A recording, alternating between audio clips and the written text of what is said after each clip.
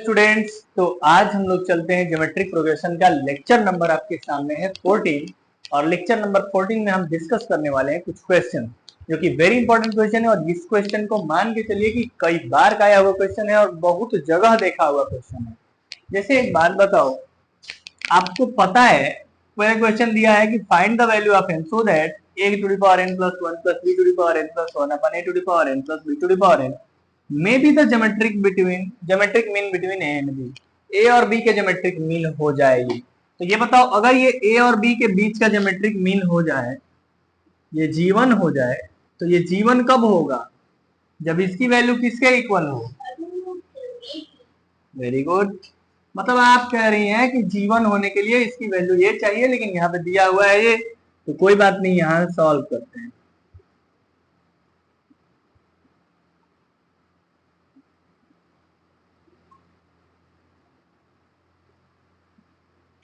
ठीक है, ये लिखेंगे। इतना बात लिखने के बाद आपको पता है कि a to the power n plus 1, ये अंडर रूट ए बी को हम क्या कहते हैं? 1/2। ठीक है, अब a to the power n plus 1 plus b to the power n plus 1 equal to, इसमें मल्टीप्लाई करा देते हैं।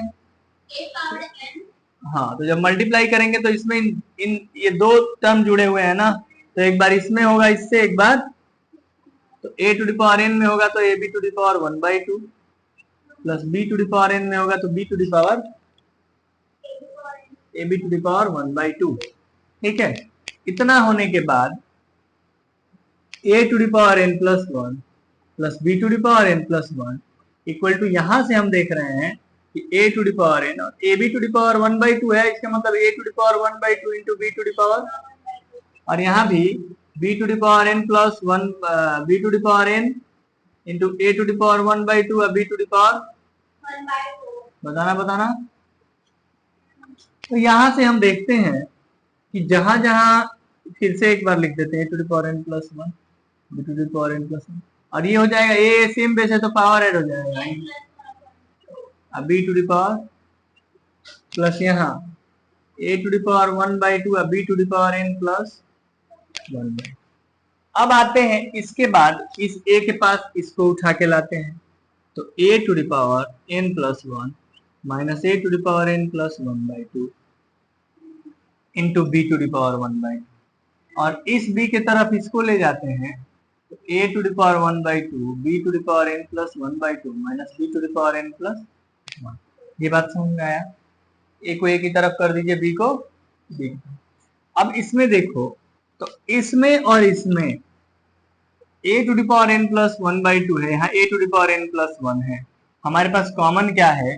तो a to the power n plus 1/2। क्यों? क्योंकि देखिए यहाँ n प्लस 1 है, इसको मैं इसमें n को लिया ही और एक में से हाफ बाहर ले लिया, तो इसमें कितना बचा?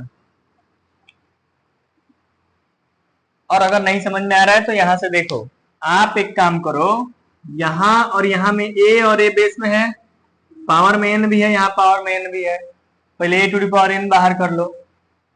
पहले क्या करो, अब a to the power n अगर बाहर करोगे तो यहाँ क्या बचेगा? a ना, क्योंकि अब एक बात बताओ तुम, यहां बचेगा a टू द पावर 1। एक पूरा खोल के करता हूं तब आपको समझ में आएगा। इसको ऐसे लिख सकते हैं a to the power n plus 1/2 into a to the power 1/2। बोलिए क्यों? क्योंकि a to the power n plus 1/2 और 1/2 जब सेम बेस है तो पावर ऐड होगा, और पावर ऐड होगा तो क्या आ जाएगा? हाफ और हाफ 1, माने n प्लस 1 आ जाएगा ना। बोलो, इसका मतलब इसके अंदर n प्लस 1/2 छुपा हुआ था, हमने तोड़ दिया, और इसलिए तोड़ा कि इसमें भी n प्लस 1/2 था।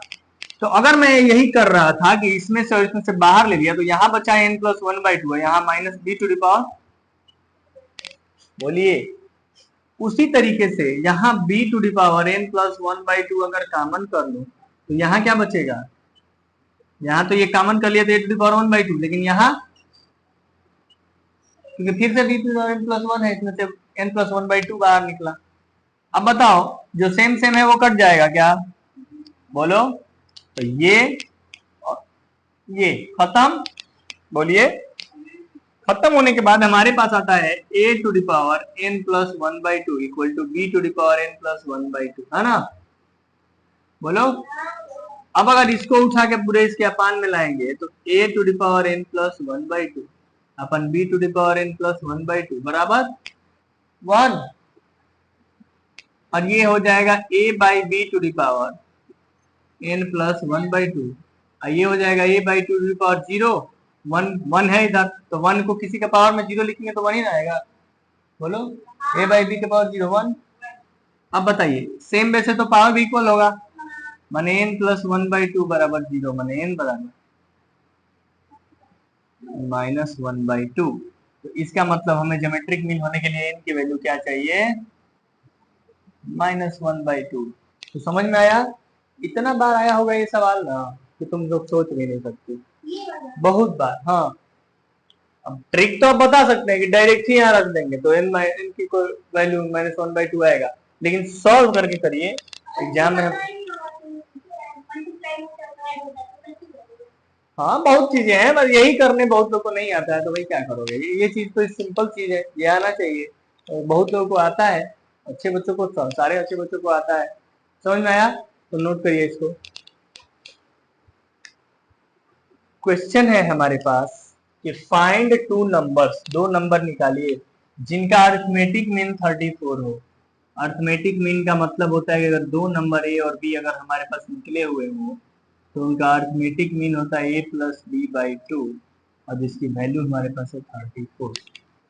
उनका ज्योमेट्रिक मीन 16 है। ज्योमेट्रिक मीन का मतलब होता है क्या बाबू?